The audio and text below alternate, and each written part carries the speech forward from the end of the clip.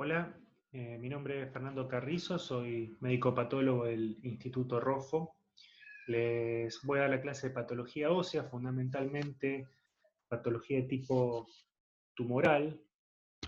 Vamos a pasar ya a la primera diapositiva, que nos muestra un rasgo muy importante de los tumores óseos, que es que tienen una presentación muy característica en cuanto a su distribución en los huesos que comprometen, es decir, eh, por ejemplo, un osteosarcoma que tenemos acá, va a tender a aparecer en pacientes jóvenes a nivel metafisario, que es acá la línea de crecimiento, el cartílago de crecimiento metafisario, todo este sector se llama metáfisis, y los osteosarcomas tienden a generarse en esa localización, en los huesos largos, tibia, fémur, en el húmero, fundamentalmente, y con estos rasgos radiológicos característicos que incluyen la destrucción de la cortical, la expansión a partes blandas, el despegamiento perióstico. Estas finas líneas que se ven acá es el periósteo levantado, despegado de la cortical por el crecimiento del tumor, que genera esta neoformación ósea de tipo reactiva, generando estas líneas radio opacas en la placa radiográfica. Bueno, estos rasgos imagenológicos en esta localización específica, en este caso metafisaria, y en este grupo etario menor de 30, pero los osteosarcomas se dan en edad pediátrica o adolescencia generalmente, también alrededor de los 20 años se pueden ver, pero cada vez menos. Todo este conjunto de rasgos clínicos radiológicos se respetan en la mayoría de las lesiones óseas, lo cual es de gran ayuda si uno las conoce para orientarse al diagnóstico antes de ver el preparado histológico, ¿sí? Por ejemplo, acá tenemos un condroblastoma, que es una neoplasia sin capacidad metastásica, localmente agresiva, eh, que se da generalmente en niños y siempre a nivel epifisario, ¿sí? La epífisis es la punta del hueso, epífisis, metáfisis y diáfisis en el medio. Los condroblastomas son siempre epifisarios y van a ser un diagnóstico diferencial cuando aparezcan en esa localización y nunca se aparecen en la diáfisis, por ejemplo, donde vamos a considerar otro tipo de lesiones. Por ejemplo, el sarcoma de Ewing, que en contrapartida prácticamente siempre se da en la diáfisis y tiene a su vez unos rasgos radiológicos muy característicos, también obedeciendo al despegamiento perióstico, como se ve acá, por la infiltración de las partes blandas. De hecho, es un tumor que permea prontamente la cortical, extendiéndose a partes blandas, y la mayoría de las biopsias que recibimos de sarcoma de Ewing son biopsias de partes blandas más que del hueso en sí.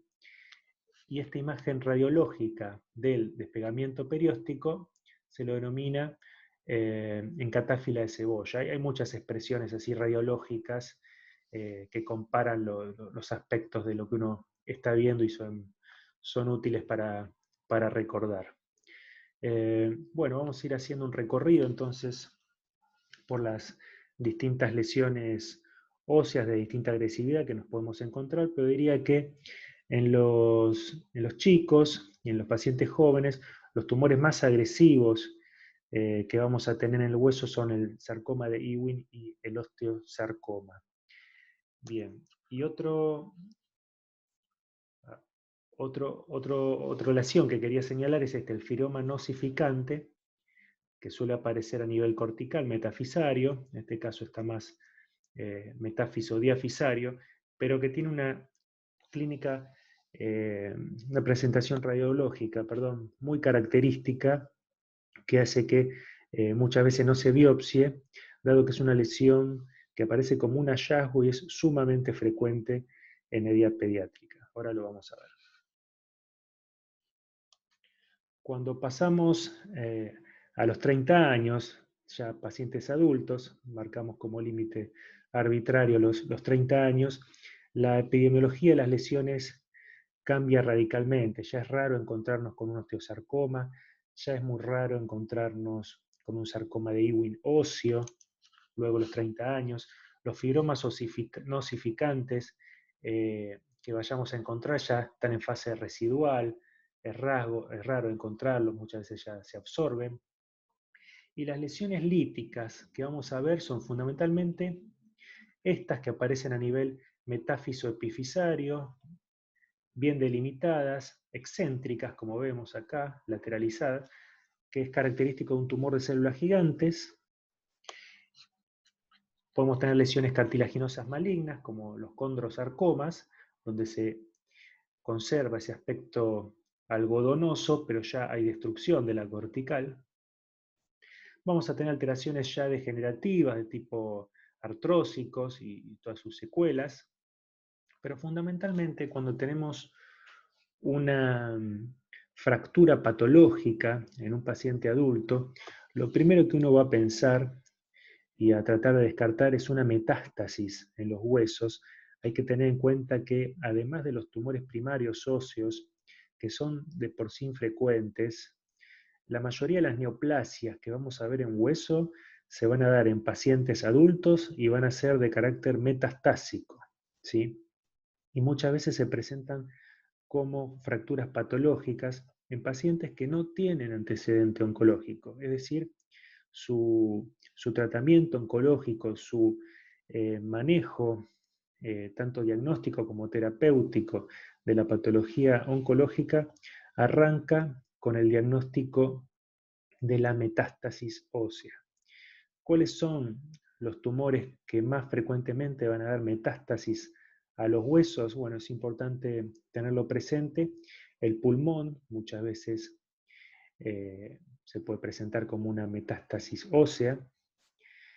La mama muchas veces da metástasis ósea, pero muy rara vez debute como metástasis ósea. Generalmente las pacientes desarrollan una metástasis a lo largo de varios años de evolución de una patología ya conocida. Es raro que debute de ese modo, pero es importante cuando se diagnostican las metástasis óseas porque hay que hacer estudios moleculares que permitan demostrar los factores predictivos si es que los tuviese en esa lesión. Eso lo veremos en detalle en la clase de patología mamaria.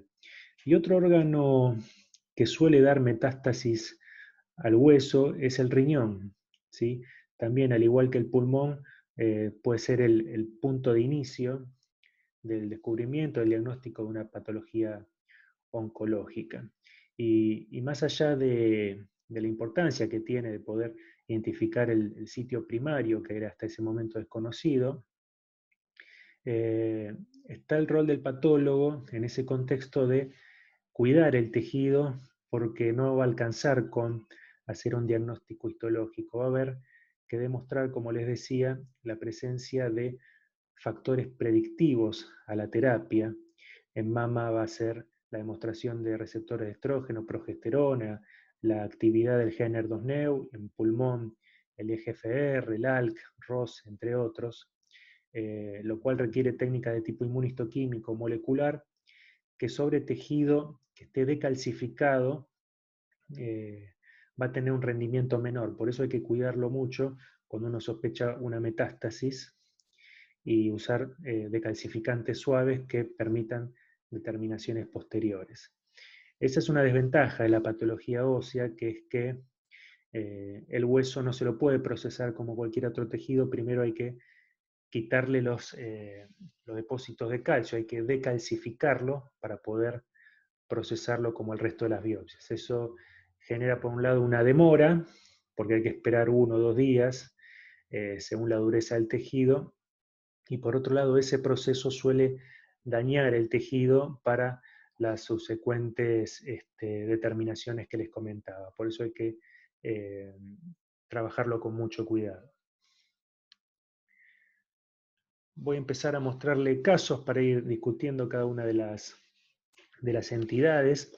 Acá vemos un paciente que uno puede ver ya que es joven porque tiene el cartílago de crecimiento. Vemos que la lesión está acá cerca de la metáfisis. Puedo decir que es bien delimitada, que está en contacto acá con la cortical. bien delimitada porque la podría dibujar si quisiera, la puedo seguir en todo su contorno. Veo que no forma hueso, sino que lo reemplaza porque es más radiolúcido, ¿sí? Más lítico, lo veo más claro que el hueso normal, por eso digo que esta lesión es radiolúcida. En un paciente joven se complementa esa imagen con una tomografía computada, ¿sí? Siempre la imagen inicial que se precisa para el estudio de una lesión ósea es la radiografía, ¿sí? Sigue siendo el pilar de los diagnósticos, la placa radiográfica simple. Todo lo demás que uno le vaya a pedir al paciente va a ser para complementar. Se ponen de muy mal humor los buenos traumatólogos que conocen a fondo este tipo de patología cuando el paciente llega con un estudio de última generación, un PET, una resonancia, y no tiene una placa radiográfica, ¿sí? Porque es lo que mejor permite encarar inicialmente los diagnósticos diferenciales que uno se plantea en este tipo de lesiones. Todo lo que uno le quiera agregar, fenómeno, pero con una placa radiográfica de base. Acá tenemos una imagen de una tomografía computada que obviamente ofrece imágenes que en una placa no se ven, pero siempre es de modo complementaria, nunca reemplazando a la placa radiográfica. En esta TC vemos la imagen también que genera una pérdida de hueso a nivel cortical, ¿sí? Y bien delimitada. La radiografía, perdón, la histología nos muestra acá dos partes. Esto que está acá, todo esto rosado con estas células alrededor, es hueso de tipo reactivo, es la periferia de la lesión, es la interfase entre la lesión y el hueso que está reaccionando. La lesión en sí es esto de acá. Es un tejido de aspecto fibroelástico, sin ningún tipo de atipía. Vemos un sector ya francamente inmersos en la lesión, alguna célula tipo osteoclasto acompañante. Estas células estromales, como les decía, sin ningún tipo de atipía, dispuestas en un patrón arremolinado, ¿sí? Bueno, esto corresponde a un fibroma no osificante, también llamado, cuando es más pequeño, defecto fibroso cortical, bien descriptivo el nombre porque indica dónde se localiza, o defecto fibroso metafisario. Esta lesión aparece fundamentalmente en chicos y es muy importante tenerla presente en sus características radiológicas y para el patólogo también histológicas, porque se cree que lo tienen hasta 1 de cada 4 chicos, lo cual es una incidencia elevadísima, eh, pero se reabsorbe sola esta lesión, ¿sí?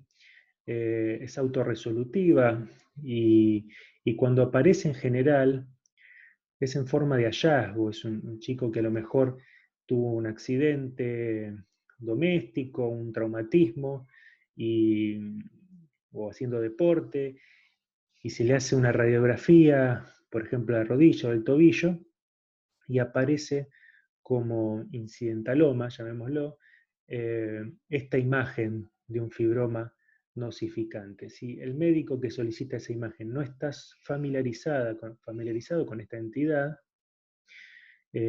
puede llegar a prender una alarma innecesaria. Si los rasgos radiológicos son característicos, esto no se biopsia, se controla eventualmente hasta ver que se reabsorbe, pero tampoco es necesario si, insisto, es absolutamente característica la imagen.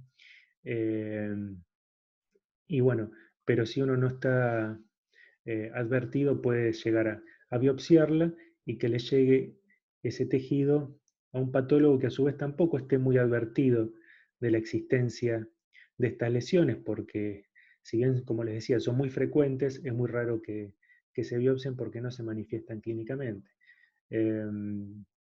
Y bueno, si se biopsia es porque hay algún tipo de alarma con preocupación de que esto sea agresivo. y el patólogo que lo recibe puede ver una lesión bastante celular. A veces la biopsia puede no ser tan central de la lesión y puede ser en la periferia que les mostré al principio, que va a evidenciar un hueso reactivo neoformado, que puede llegar a ser interpretado incluso hasta como un osteosarcoma. Entonces fíjense lo importante que es una correcta correlación clínico-radiológica, saber muy bien cómo es la placa, cómo es la clínica de ese chico, por qué le hicieron la biopsia, si esto fue un hallazgo o si realmente consultó por dolor a partir de esa lesión. Si uno recibe solo la biopsia de un área de hueso reactivo, donde predomina el hueso reactivo, realmente se puede plantear como diagnóstico diferencial un osteosarcoma, o que es verdaderamente el cuco junto al Ewing de las biopsias óseas que uno recibe en edad pediátrica. Entonces es esencial saber uno dónde está parado y tener las placas en su poder antes de hacer el diagnóstico. Yo bajo ninguna circunstancia hago un diagnóstico de patología ósea sin haber visto la placa radiográfica de la lesión que fue biopsiada. Acá les estoy mostrando un caso realmente clásico y típico. Fíjense, una lesión que no forma hueso, vemos que es más radiolúcida, bien delimitada a nivel cortical, por eso defecto fibroso cortical o metafisario, por su cercanía, su relación a la metáfisis. Acá se ve mucho mejor en este corte axial la localización cortical, ¿sí? Y bien delimitado. Esto es diagnóstico de un fibroma no osificante. Insisto, es una lesión muy importante por su frecuencia en edad pediátrica.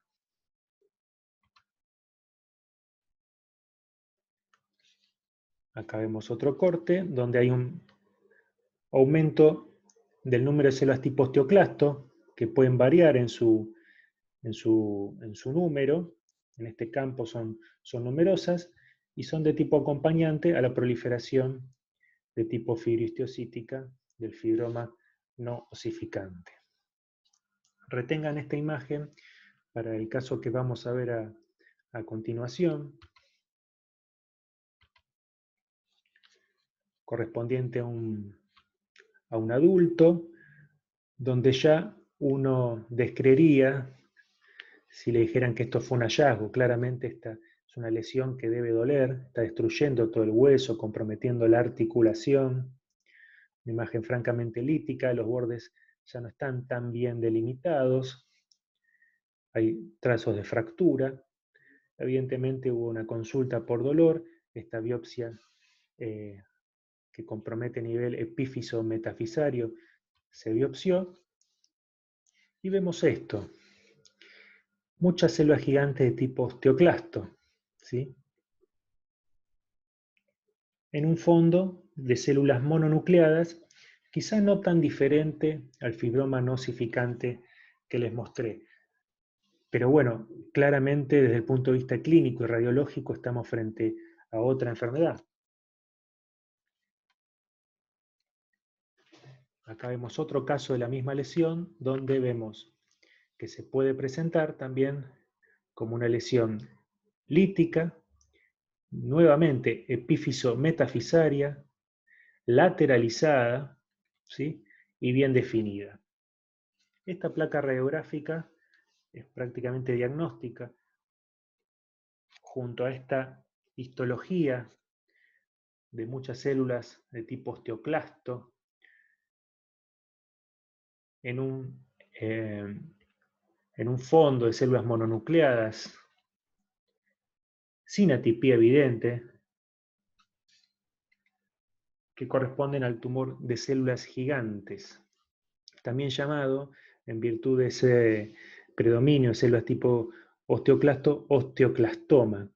Lo interesante que tiene este tumor es que no son las células osteoclásticas las neoplásicas, sino las mononucleadas pequeñas del estroma que liberan factores de reclutamiento para los precursores de osteoclastos, que al llegar al hueso se fusionan, forma ese inciso formando estas células que van destruyendo el hueso, reabsorbiendo el hueso, que es la función propia del osteoclasto. Es decir, la destrucción, el componente agresivo de la neoplasia, va a estar dado, paradójicamente, no por las células neoplásicas en sí, sino por las células no neoplásicas reclutadas por el tumor para ejercer su función de reabsorción ósea, ¿sí?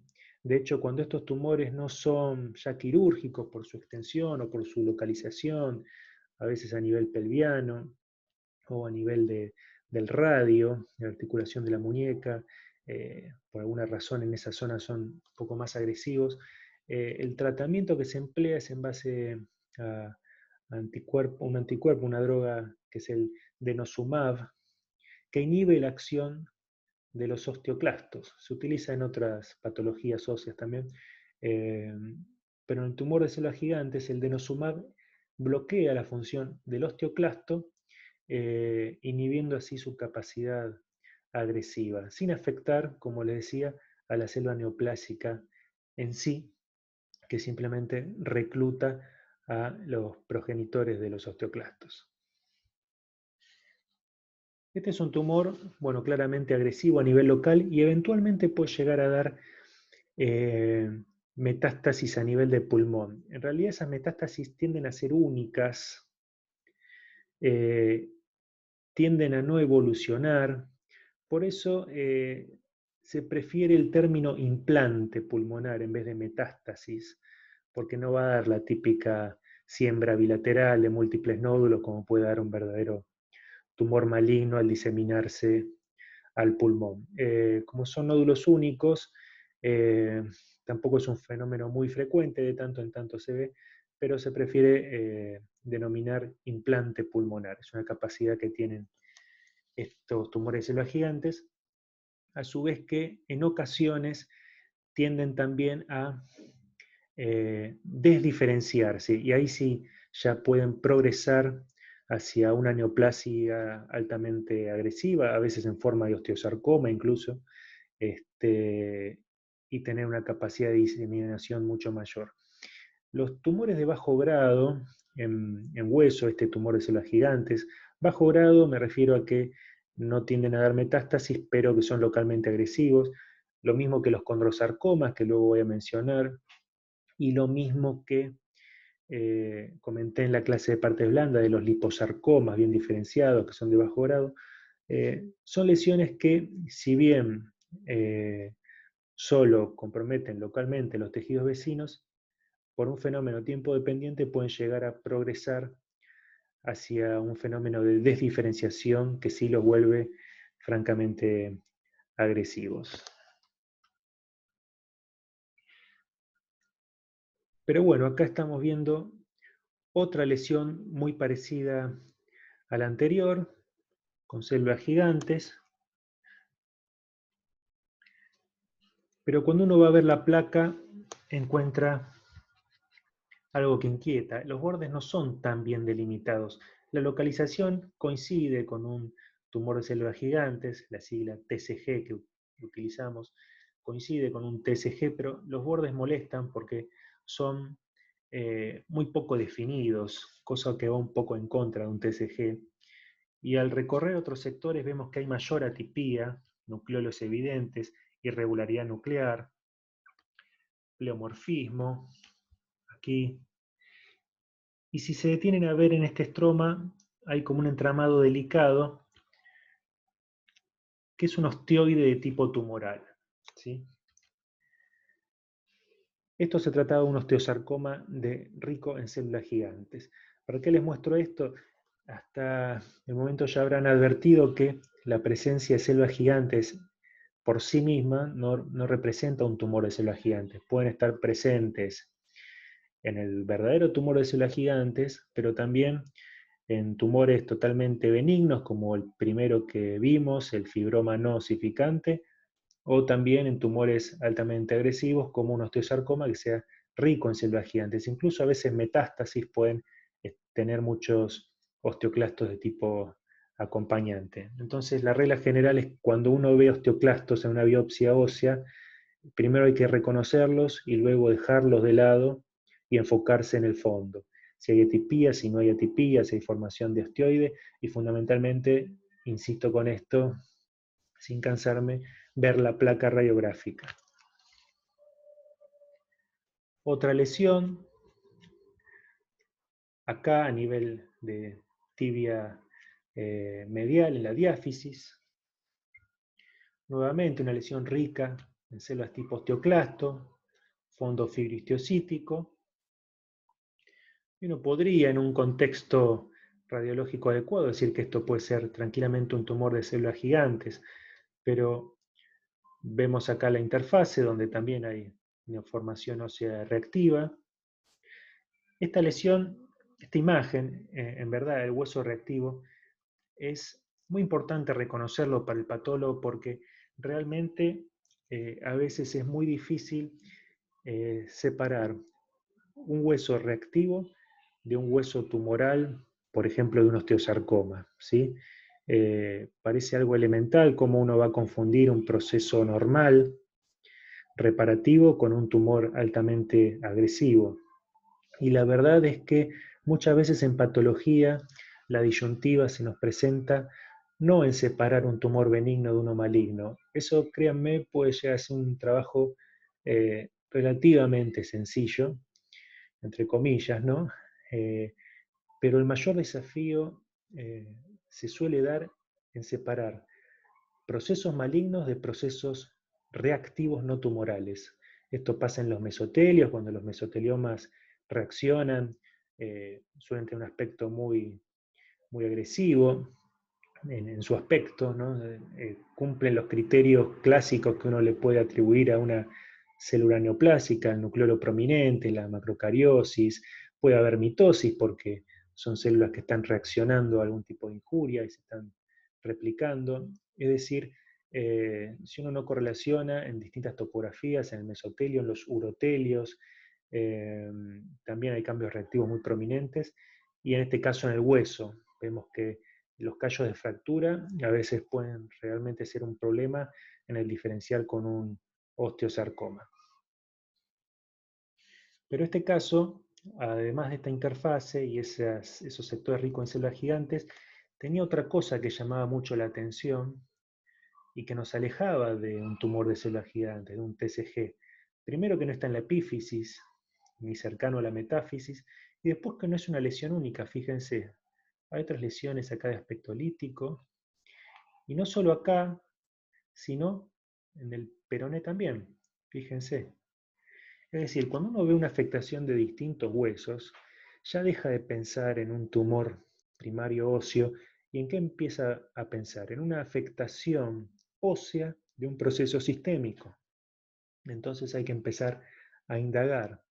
Y lo que uno tiene que preguntar en estas situaciones, ¿cómo está la parotormona de estos pacientes? Si tienen, por un lado, por frecuencia, si tienen falla renal, porque en las insuficiencias renales eh, crónicas lo que suele ocurrir es un aumento de la producción, una hiperplasia de las paratiroides compensatoria a la pérdida de calcio a través del riñón, y, y ese hiperparatiroidismo secundario a la falla crónica renal va a generar un daño crónico también a nivel del hueso, dando estas imágenes de tipo líticas con el subsecuente proceso reparativo rico en osteoclastos.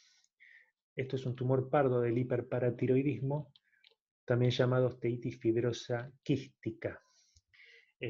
Entonces, esto lo vamos a ver en hiperparatiroidismos secundarios a falla renal y también en hiperparatiroidismos primarios, más raro, obedeciendo a un adenoma de paratiroides hipersecretor. Este es otro caso de hiperparatiroidismo, de tumor pardo del hiperparatiroidismo, que está generando un colapso a nivel vertebral. Bueno, fíjense lo importante entonces es la correlación radiológica, pero la llamo también clínico-radiológica, ¿no? No solo ver la placa, sino saber qué tipo de paciente uno está enfrentando, si tiene antecedentes, si tiene alguna otra enfermedad sistémica que puede estar afectando el tejido óseo. Y bueno, eso nos va a orientar y va a evitar que un paciente vaya a una cirugía, cuando en realidad lo que necesita acá es un tratamiento de su metabolismo fosfocálcico, lo cual con el tiempo va a generar una reparación completa y un mejoramiento de su patología ósea sin necesidad de una intervención quirúrgica. Son dos pacientes totalmente diferentes, el del hiperparatiroidismo y el del TCG primario de hueso, aunque la imagen microscópica pueda llegar a ser muy similar. Cortes histológicos de este último caso, del colapso vertebral, una proliferación mononucleada de fondo, congestiva, con área de hemorragia y rica en células gigantes tipo osteoclasto. Pasamos a esta otra lesión que es relativamente frecuente de ver. Fíjense uno que puede decir, ¿es lítica? No parece ser lítica porque tiene una densidad muy parecida a la del hueso normal, a la de la tibia, acá está afectando el peroné. No es blástica, no parece formar más hueso del normal, tampoco, lo veríamos más blanco que el hueso sano. Deforma el hueso claramente, afecta a las corticales, pero las expande, las va remodelando, pero no hay una destrucción y un pasaje hacia partes blandas. Uno la ve desvirtuada, la cortical, pero no destruida, no superada, ¿sí? Esta imagen se señala como de hueso insuflado, ¿sí? Y corresponde a esta imagen histológica, que es de un tejido fibroso de fondo, hipocelular, moderadamente celular, sin atipía, y con trabéculas de tipo reticular, no son laminares, no es hueso normal, es hueso de tipo reticular, con este aspecto ondulado, ¿sí? En forma de S o en forma de C. También en signos chinescos se decía, o caracteres chinescos en una época. Pero bueno, para representar esta imagen propia de lo que es una displasia fibrosa, ¿sí? Es una lesión también que suele aparecer en adultos jóvenes, generalmente es monostótica, compromete un solo hueso, pero si compromete a más huesos, es decir, si es poliostótica, suele estar asociado a síndromes, por ejemplo, el de McCune-Albright, que se acompaña de alteraciones endocrinológicas. Una imagen panorámica de una displasia fibrosa donde se ve ese entramado irregular, reticular de las trabéculas óseas. Acá más de lo mismo, parece un hueso inmaduro, pero sin ningún tipo de atipía.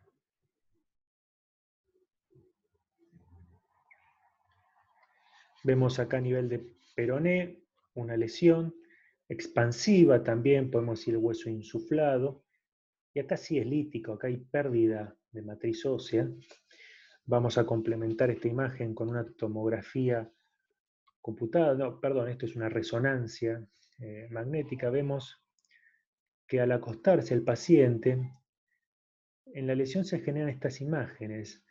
Esto corresponde a distintos niveles llamados líquido-líquido, porque la lesión está quistificada en forma multiloculada, y cada uno de esos lóculos, al estar acostado el paciente, se deposita el sedimento más denso abajo y el líquido más seroso en la parte superior, formando estos niveles líquido-líquido, y es bastante característico esto de los quistes óseos aneurismáticos, del cual acá tenemos un corte de una pieza quirúrgica, que son muchos quistes, una lesión quística multiloculada,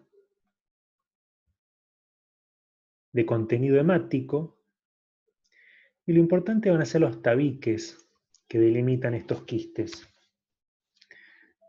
Estos tabiques están conformados por tejido también fibroconectivo, de aspecto fibroblástico, con células gigantes osteoclastos de tipo acompañante, pero no hay ningún tipo de atipía, ¿sí? De hecho, en sectores puede parecerse a un tumor de células gigantes esto, en áreas más sólidas de estos tabiques.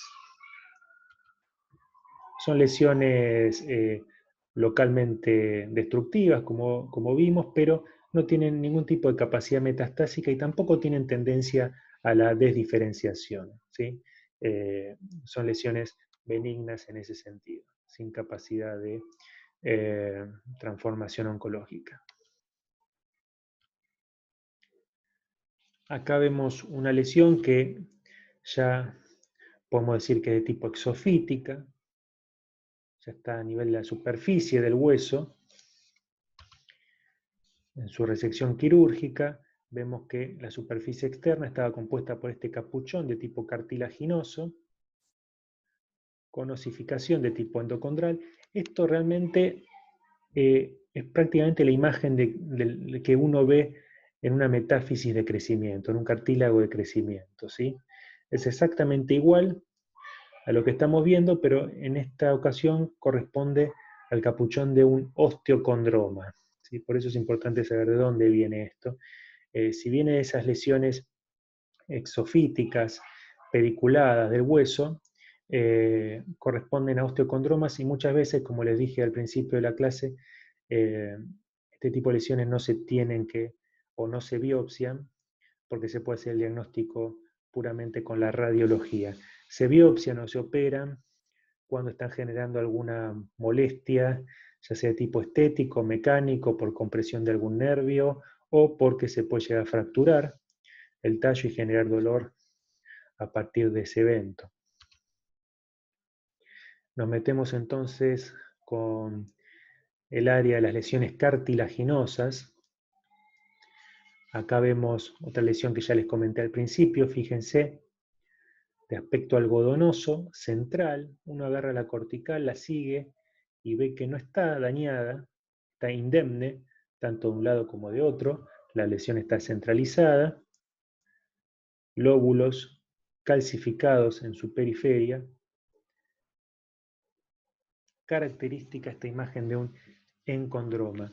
Seguramente si uno pregunta qué le pasó a este paciente, va a ser una historia similar a la de los fibromas nosificantes, va a ser un hallazgo, un traumatismo deportivo o de otra naturaleza, o quizá alguna alteración articular, un cambio degenerativo, que da lugar a una placa radiográfica y aparece esta imagen que preocupa porque lo cierto es que no debería estar.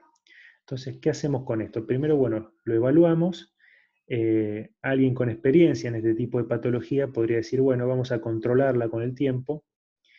U otra alternativa es hacer una biopsia para confirmar su naturaleza en caso de que haya duda. La biopsia en general va a dar esto, tejido de tipo cartilaginoso y hialino hipocelular, que en la periferia de estos lóbulos de cartílago y hialino va a presentar osificación, que es para lo que está destinado gran parte del cartílago, para osificarse, y esta osificación es la que va a dar el aspecto algodonoso en la placa radiográfica. Acá no hay ningún tipo de atipía y este es el cuadro característico de un encondroma, tanto de la clínica como la histología. Ahora, yo les puedo asegurar que esa misma imagen histológica de lóbulos de cartílago hialino sin atipía, hipocelular, se pueden ver en las biopsias procedentes de una lesión como esta. Y acá vemos una diferencia marcada. Tiene en común el aspecto algodonoso, la naturaleza cartilaginosa de la lesión, pero acá ya cuando uno sigue la cortical ve que hay una afectación. La lesión va erosionando la cortical, ¿sí? Acá la destruye. Y hay sectores que son más líticos, todavía no son tan algodonosos, lo cual es un área de preocupación para ver si no hay algo de mayor grado. Esta es la pieza quirúrgica de esa lesión. Vemos el aspecto cartilaginoso, grisáceo, blanquecino, ¿sí? El sector de la piel por donde se había hecho la biopsia diagnóstica, que también debe resecarse para quitar algún eventual implante en el trayecto del trocar de la biopsia. Y vemos la histología donde realmente, más allá de la agresividad de la radiografía, vemos que la lesión en sí no es muy atípica, son lóbulos cartilaginosos sin atipía marcada, de tipo hialino, y lo que le confirma la malignidad en la histología es demostrar la erosión de la cortical o el atrapamiento de algunas trabéculas nativas. En este sector, además vemos que hay un foco con mayor atipía, mayor celularidad, lo cual nos da un grado mayor a la lesión. Esto era, en mayor parte, un condrosarcoma grado 1, con focos, estos últimos que les mostré, de grado 2. Ahora bien, el condrosarcoma grado 1 es muy difícil de diferenciar en la histología, como les mostré, de un encondroma, porque solo podríamos hacerlo en caso de ver atrapamiento trabecular o erosión de la cortical, cosa que en las biopsias son muy difíciles de ver, ¿sí? Por una cuestión de muestreo, rara vez uno va a ver esos rasgos, por eso uno se apoya en la placa para hacer esa distinción fundamentalmente. Es importante porque a los encondromas se los podría eventualmente vigilar y controlar periódicamente para ver su crecimiento. Pensemos que esto debe haber sido un hallazgo, los encondromas, mientras que los condrosarcomas de bajo grado se los debe operar. Una cirugía de curetaje suele ser frecuentemente la que se realiza, porque como les dije, es una lesión de bajo grado que, si bien no va a dar metástasis, tienen capacidad de progresar con el tiempo hacia una lesión desdiferenciada. Lo mismo que los tumores células gigantes, lo mismo que los liposarcomas bien diferenciados, fundamentalmente de retroperitoneo. Otro condrosarcoma, vemos cómo deforma el húmero, esta lesión que va erosionando la cortical. A nivel pelviano, la pieza de resección, una lesión pelviana cartilaginosa lobulada de un condrosarcoma de bajo grado. Ahora pasamos, bueno, a este caso donde la placa no se ve muy bien, pero vemos acá una lesión que, en contrapartida del otro lateral, vemos que está afectado. Hay una lesión que es osteoblástica y formación de hueso aquí, en partes blandas.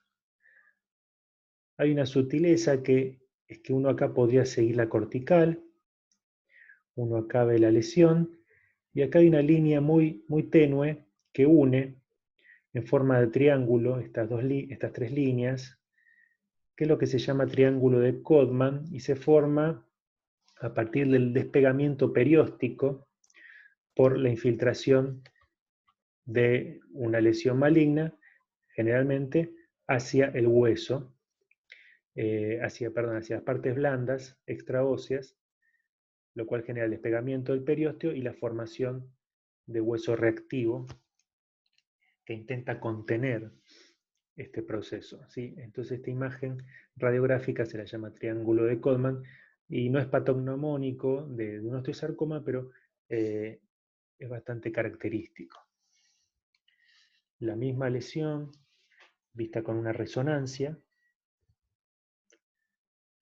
se ve mejor su expansión y su compromiso a nivel de partes blandas. Las resonancias son técnicas muy útiles para evaluar los tejidos blandos, por eso un sarcoma de partes blandas es el método de elección, pero como les decía al principio, en hueso primero radiografía, luego tomografía para ver mejor el detalle del hueso, y partes blandas se evalúan con resonancia, como en este caso cuando hay compromiso de los mismos.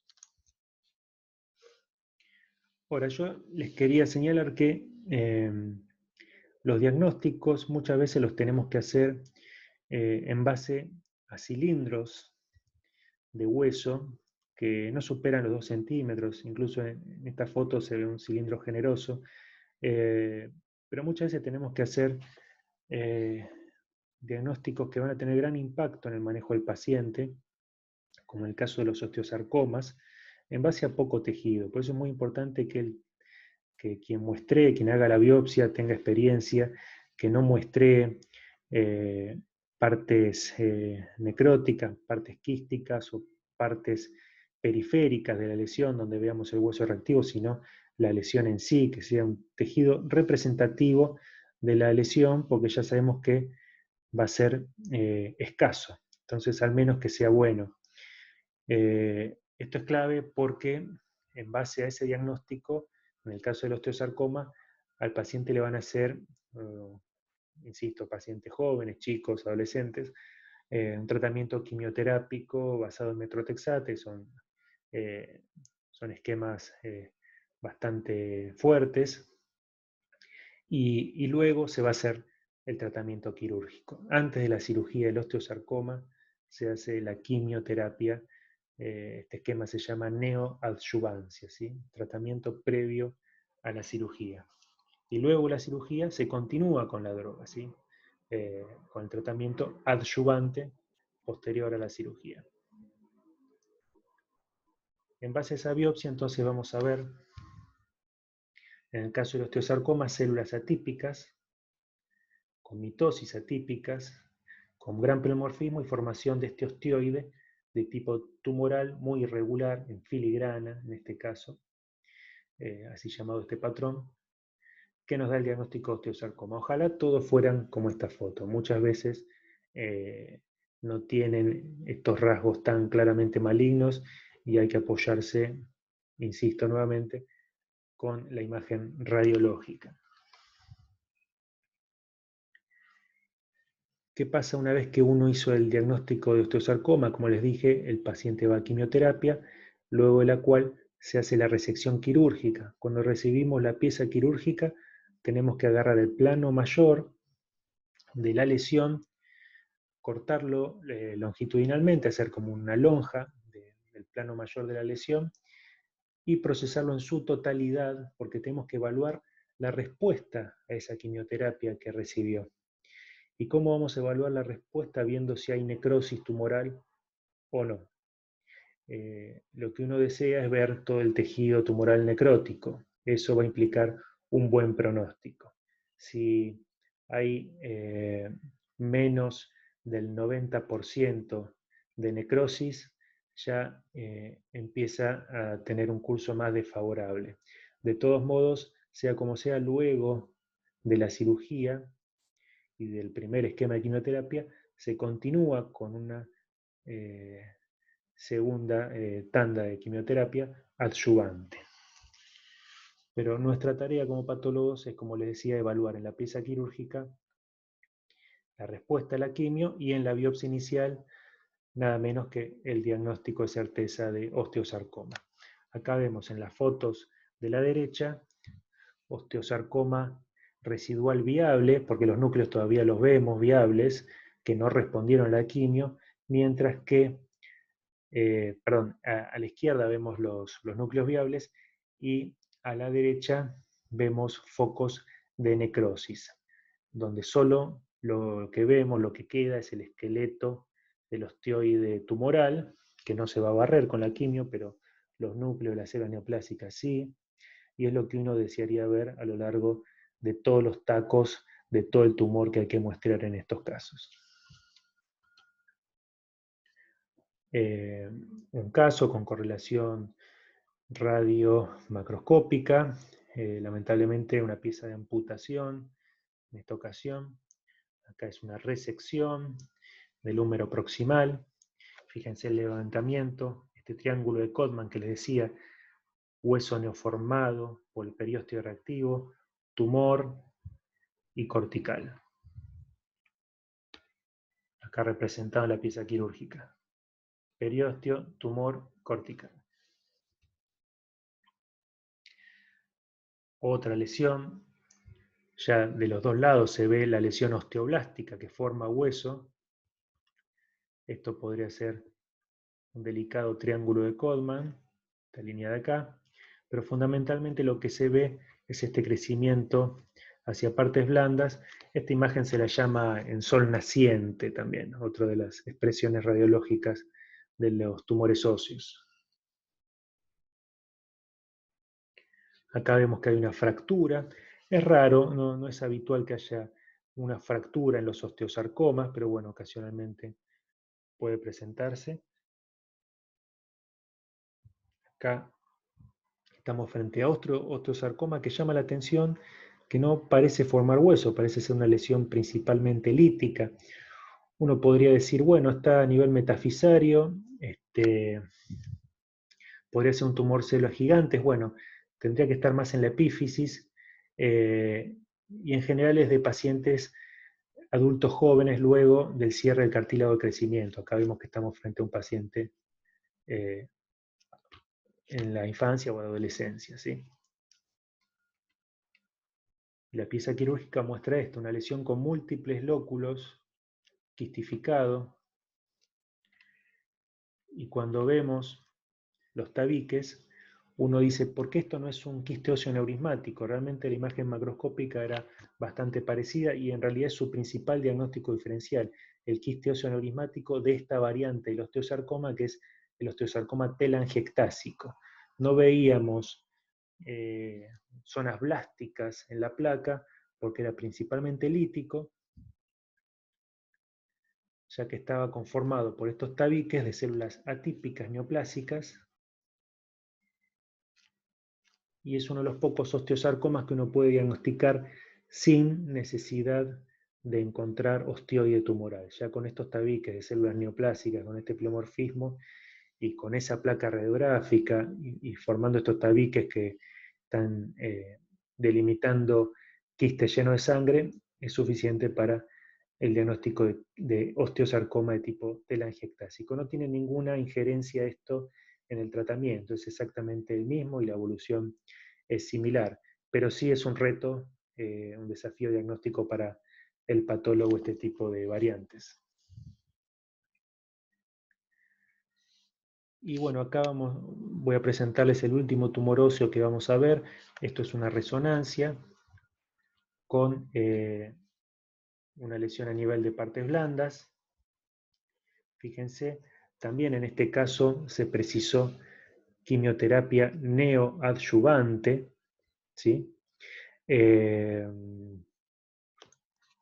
acá tenemos la pieza posterior a la cirugía, posterior a la terapia, perdón, donde vemos la lesión a nivel de partes blandas, y todo esto es el periósteo despegado que intenta contener el crecimiento, y este proceso lo hace una y otra vez a medida que va creciendo la lesión, lo que va a dar la imagen que les decía al principio de catáfila de cebolla. La morfología de esta lesión es esta, no hay osteoide tumoral acá, es una lesión redondo celular, llamado Small Blue Round Cell Tumors, así aparece en la literatura, y puede presentarse distintos diagnósticos diferenciales. El Ewing es el más importante a nivel óseo, en edad pediátrica uno se podría plantear un neuroblastoma en cavidad abdominal, en glándula suprarrenal, un tipo de leucemia también, linfoma de tipo T, un rhabdomiosarcoma también nos podríamos plantear, pero a nivel óseo lo más frecuente son los sarcomas de Ewing, que fue uno de los patólogos más importantes del principio del siglo pasado, una de las figuras de la medicina en realidad, más allá de la patología más importante del siglo pasado, ya hace casi 100 años, fue contemporáneo de Ángel Roffo, se tenían una mutua admiración y respeto, y bueno, Ewing había hecho su tratado de enfermedades neoplásicas, que era como la Biblia del momento de la patología oncológica.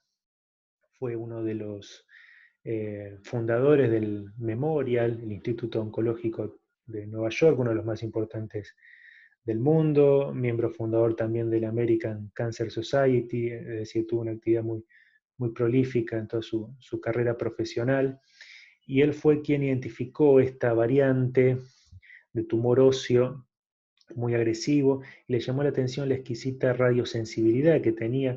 Empezaba la época de la radioterapia, ¿sí? Principio del siglo pasado, se empezaba a probar con radioterapia, se veía que los osteosarcomas convencionales no respondían muy bien, pero este tipo de tumor que él identificó sí lo hacía, entonces lo separó como una entidad aparte. Lamentablemente, luego la radioterapia, que parecía borrar las lesiones, inevitablemente había recurrencias, más pronto que tarde, y él denominó a este tumor endotelioma óseo difuso, por pensar que tenía algún origen de tipo vascular. Ahora bien, él no quería saber nada con el epónimo de sarcoma de Ewing, pero bueno, eh, se impuso el homenaje y hasta el día de hoy se lo conoce como sarcoma de Ewing, a este tumor redondo celular óseo de la infancia. Y está caracterizado por la translocación en el gen EWS, ¿sí?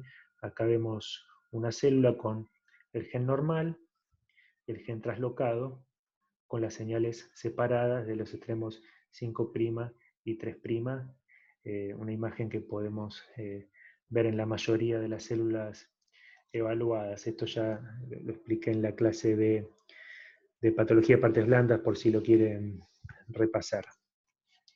Es importante tener buen tejido para hacer esto. Como les decía, en general, los sarcomas de Ewing, al infiltrar las partes blandas, la biopsia la vamos a recibir de esa zona, no siendo necesario ingresar al hueso, por lo tanto es tejido que no precisa decalcificación, siendo entonces de mejor calidad para los estudios inmunistoquímicos y moleculares. En un paciente adulto, último caso que les muestro, vemos una fractura patológica a raíz de esta lesión lítica. ¿Qué es lo que hay que pensar siempre en un adulto con una fractura patológica en base a una lesión lítica? Una metástasis en primer lugar, una metástasis en segundo lugar y metástasis en tercer lugar. ¿Sí? Hasta que se muestre lo contrario, esto es una metástasis aunque el paciente no tenga antecedentes oncológicos. Ya había señalado, en caso de riñón y pulmón es frecuente que acá empiece el estudio oncológico del paciente. Otra situación frecuente es una mujer con antecedente de cáncer de mama de larga evolución que desarrolle eventualmente una lesión ósea que es biopsiada, y vemos esto, acá vemos células de tipo epitelial que no tienen que estar en el hueso.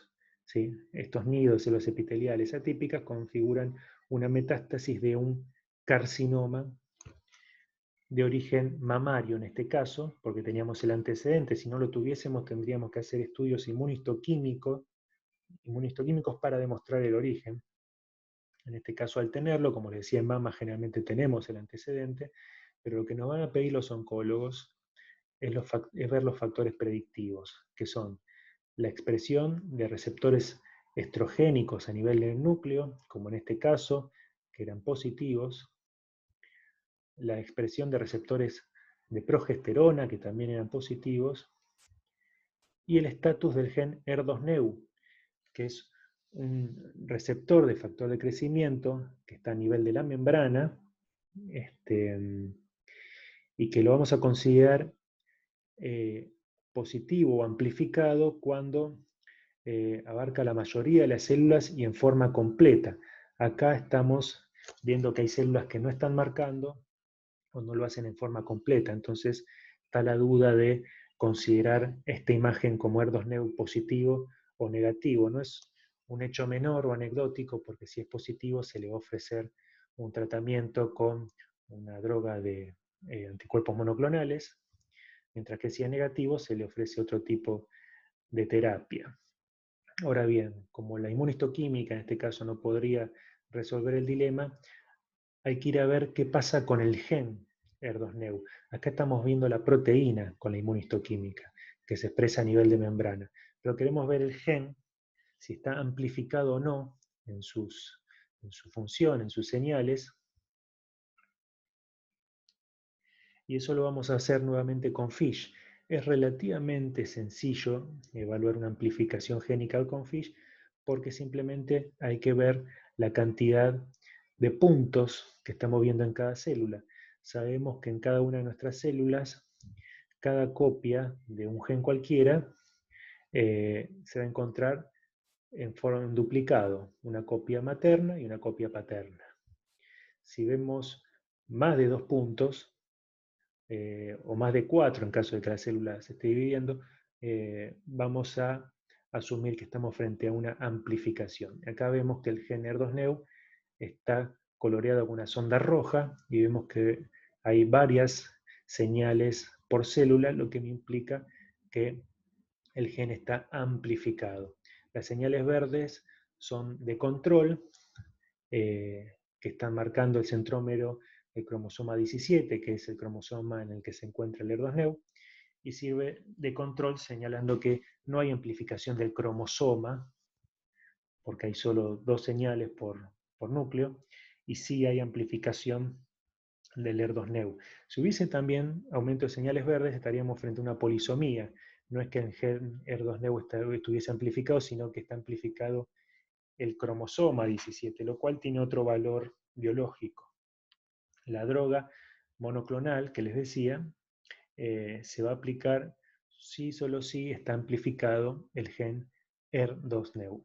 Bien, como en este caso que les muestro. Por eso es importante acá sí el procesamiento del tejido con mucho cuidado y no aplicarle decalcificantes fuertes que puede destruir el ADN y hacer imposible este tipo de determinación.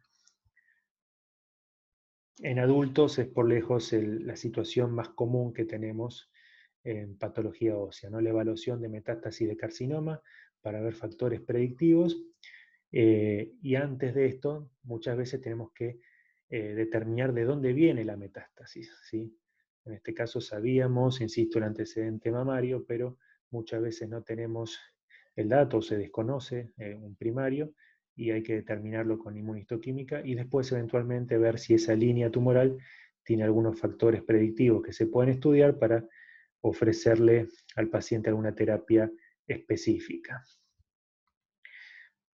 Como resumen de todo esto que les vine hablando de patología ósea, me importa que se lleven estas 3 frases. La correlación clínico-radiológica de los hallazgos histológicos es esencial para el diagnóstico, ¿sí? Una misma imagen histológica puede corresponder a lesiones totalmente distintas según el contexto radiológico, como les mostré en los tumores gigantes, como les mostré en los tumores condrales. Luego tenemos que procesos tumorales y pseudotumorales se llaman en general a las displasias fibrosas, a los quistes óseos, así lo pueden encontrar en la literatura bajo ese grupo de pseudotumorales, aunque en realidad se ha visto que el quiste óseo neurismático y la displasia fibrosa son realmente lesiones neoplásicas, porque se les han descubierto los genes que desarrollan el tumor, pero bueno, los pueden encontrar como lesiones pseudotumorales. Estas y los tumores suelen respetar este característico patrón etario, topográfico y radiológico, de modo que uno conoce las lesiones más frecuentes, cuál es su patrón de presentación característico, tiene gran parte del diagnóstico resuelto, incluso antes de ver el preparado histológico. Y luego, con lo que respecta al cuidado del tejido, no sobredecalcificarlo, tener en cuenta cuando uno hace la biopsia, si está sospechando también un proceso de tipo infeccioso, una osteomielitis, mandar a cultivo. El momento de la biopsia es el único momento en el que se puede hacer. Si se mete el material en formol ya no se puede cultivar. Esto sirve para cualquier proceso de biopsia, no solo de hueso, ¿sí? Ante la consideración de un proceso infeccioso hay que separar material para cultivo y el resto para el laboratorio de patología. Bien, con respecto a la primera frase, quería señalar que no solo una imagen histológica puede tener distinto valor biológico según la placa, sino que a veces una misma placa ocurre lo contrario, puede corresponder a entidades totalmente distintas. Ahora que mencioné la osteomielitis me lo recordé. Eh, la imagen de una osteomielitis en un niño a nivel diafisario, la imagen radiográfica, me refiero, ¿no? De una osteomielitis, en un niño puede ser exactamente igual a la imagen radiográfica de un sarcoma de Ewing, ¿sí?